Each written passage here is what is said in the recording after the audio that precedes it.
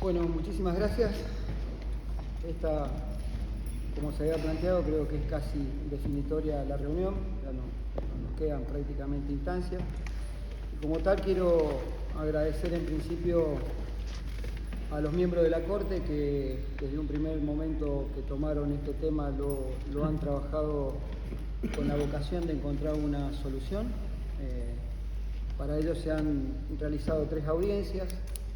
En la primera de ellas nos pidieron a la parte actora, a la parte denunciada, a quienes teníamos algún nivel de responsabilidad sobre el expediente, de tratar de encontrar un acuerdo a los efectos de evitar que la justicia sea la que resuelva algo que tiene que resolver la política y que la política había puesto sobre el tapete un problema de difícil resolución. Quiero agradecerle obviamente a los funcionarios de la Caja de Jubilaciones y al presidente del banco. Obviamente mi agradecimiento a los trabajadores y a los jubilados, mis compañeros jubilados que vienen con mucha paciencia llevando adelante esto. Y por supuesto al gobernador de la provincia que se involucró directamente en el problema y estuvo sentado en la mesa de negociación junto con sus ministros y su equipo de gobierno para poder resolver. Es un proyecto de ley que, como ya dijimos, restituye derechos que fueron vulnerados y cercenados por la conducción de la gobernación de María Eugenia Vidal y la legislatura con el voto mayoritario de quienes suscribieron la ley 15.008. Este proyecto lo que hace es restitución de derechos, no genera ningún derecho nuevo. Restituye el derecho de poder cobrar el doble beneficio, jubilación y pensión. La verdad que algún día habría que preguntarle al genio que ideó esto de que se podía cobrar uno y no otro, de qué manual de derecho lo sacó. Restituye la posibilidad que a los 60 años la mujer se jubile. Es la única entidad en la cual la mujer obligatoriamente está obligada a jubilarse a los 65 años, por una ley. Y la verdad que en un país que se caracteriza hoy por dar una importante discusión del género, que tengamos este hecho discriminatorio hacia la mujer trabajadora del Banco Provincia, cuanto menos resulta irritante. Restituye el derecho de la composición más equitativa del directorio y con aportes hechos por la legislatura con perspectiva de género. Restituye el ajuste por paritaria bancaria que tenían la ley anterior.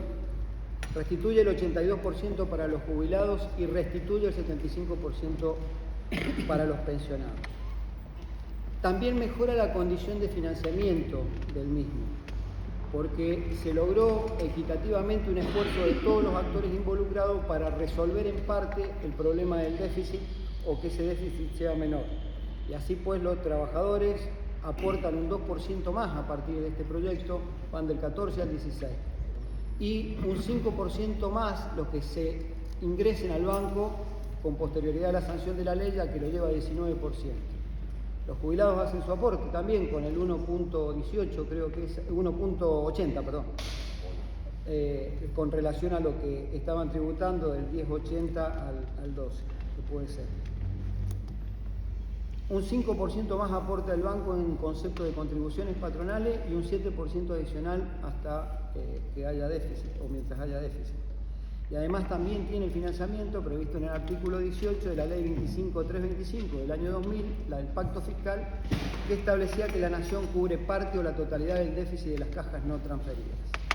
Dentro de este proyecto, lo importante para decir también es que hemos llegado a una situación en donde hay 5.000 cautelares resueltas a favor de los peticionantes. Quiere decir que de no resolverlo van a haber 11.000 pedidos de cautelares más como mínimo, que son el resto de los jubilados. Hasta ahora ha habido, creo que por eso le agradecí a los compañeros jubilados la paciencia, ha habido una decisión de tratar de afectar lo menos posible no solo el erario de la caja, sino también esperando una resolución política al problema. Hay un dictamen del procurador Contegrán donde ya habla de la inconstitucionalidad de varios puntos de la norma.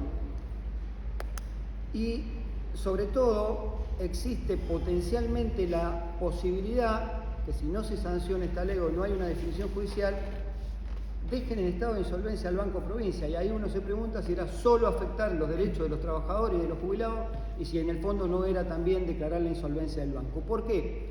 Porque la resolución 227 del 2019 de la Superintendencia de Entidades Financieras y Cambiarias de la Argentina, del Banco Central, estableció que se debe previsionar la totalidad del pasivo, y ese pasivo, que en ese momento era 51.927 millones, actualizado, da 427.000 millones.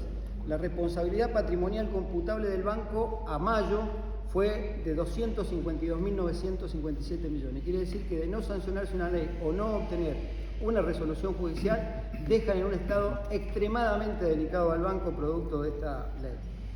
También quiero apelar a distintos principios que lo hice en la primera audiencia, por ejemplo, el 39 de la Constitución, en su inciso 3, donde entre otras cosas explica que en materia laboral y de seguridad social rigen entre otros principios el de irrenunciabilidad, indemnidad, progresividad del derecho y en caso de la duda la interposición es favorable al trabajador.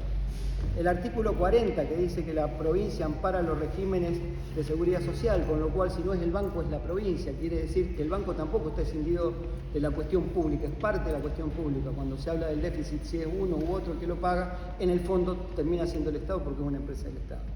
Y sobre todo el artículo 50, donde incursionaron los legisladores cuando sancionaron la ley, por el cual les está vedado a la legislatura disponer de suma alguna del capital del banco. Y aquí claramente están disponiendo del capital del banco.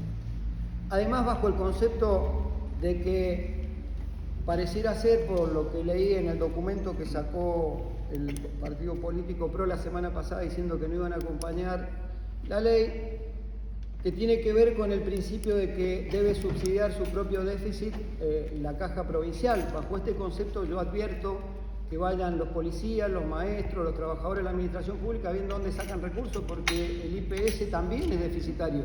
Entonces pareciera ser que los maestros tendrán que hacer alguna contribución extra, los policías también, los magistrados también. Si ese es el concepto de que cada uno paga su déficit, que para mí no es déficit, es inversión social, según la mirada que uno tenga política del gasto del Estado, quiere decir que también bajo ese concepto empiecen a pensar los distintos mecanismos de recaudación por cada actividad, porque pareciera ser que hacia ahí va el pensamiento político de quienes sancionaron esta ley, la propiciaron, la sancionaron y orgullosos hoy dicen que no van a acompañar.